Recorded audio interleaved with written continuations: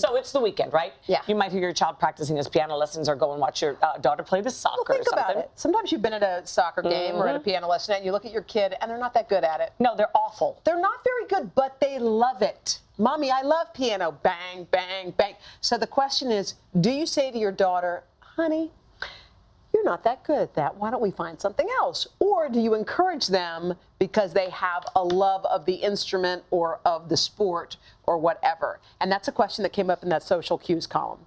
What does your gut tell you? If your child doesn't seem to have lots of talent in something but enjoys it, what would you suggest? I think that the age of the child has a lot to do with it. Once, when children are young and they love something, just let them do it. Just let them have half of finding out what you aren't in life is finding out what you aren't. Okay, so just let them do it. So let them do it. If it drives you crazy with the violin stuff, just find a quiet place for them to do it. Right. But as long as they enjoy it, the worst thing you can do is force kids to do stuff they hate. So let them do something now as they get older. Yes, and they're not. And say your daughter or your son wants to be a professional singer, and they are just not talented. At that point, I would suggest I would take them to an expert and have the expert tell them that this is something that they don't particularly have talent at. It wouldn't come from you, but a third party who's at. Now, what I did when I was younger, my sister was a great actress. I'm a great singer. And I thought I could be a great singer, but I went to my sister's voice teacher, and she looked at me and she said, oh, honey, after I sang for her, she goes, stick to harmony. But it made me so angry that it put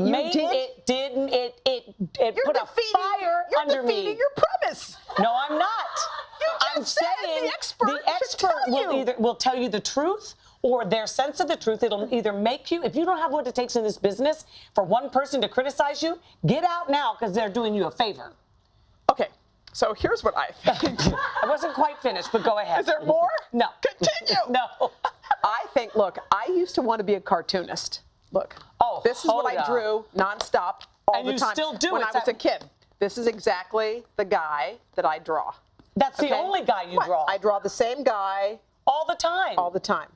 There he is. And from that, you thought you could be. And I had comic books full of them. I wasn't talented. I draw the same guy. I loved it. I used to wake up and draw the guy, put a baseball hat on the guy, be a different hair on the guy, make it a girl. I just did all that. Did you ever try other guys? No, I always went with that guy, but I love that guy. Does that guy have a name? No, he didn't. But I had comic books full. Now, if my mom would have said, honey, that's not a good thing, I would have been depressed. I liked it. I said I wanted to be a cartoonist. I thought Charles Schultz was awesome.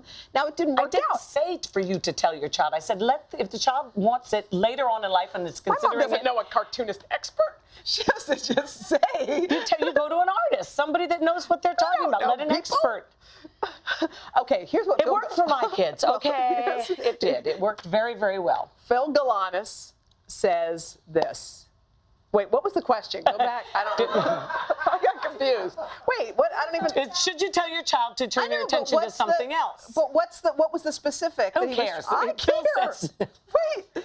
The kid wrote that's right. poetry. The kid was a lousy poet. Okay, so I'm sorry. The dad. Nothing worse than bad poetry. the dad. Wait, what's this? The father said, should I tell the kid he stinks in poetry? Roses are red. Philip Galanis says, no, don't do that. As I said. Find something supportive to say, even if it's only to admire his hard work. I had a college professor who told me that I wasn't going to make it in this business because, if you looked at me in college, and part of our job is looks. I mean, I didn't look the part, but whatever. And I remember he said that, and I thought about his voice was in my head. It's a terrible thing to have in your head when you're going through life trying to make it. Sometimes it motivates you, and character. Sometimes it's debilitating. But luckily, I got teased so much in my life, I just took it as another one of those. It all made you the person you are today.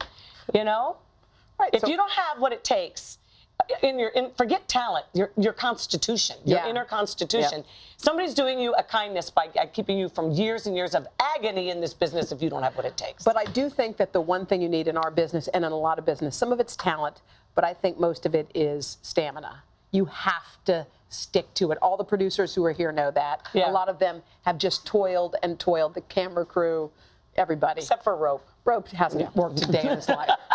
All right, so it's Try Day Friday. I don't think we share. What was the answer? I don't know. He said, "Don't do it. Just tell him something."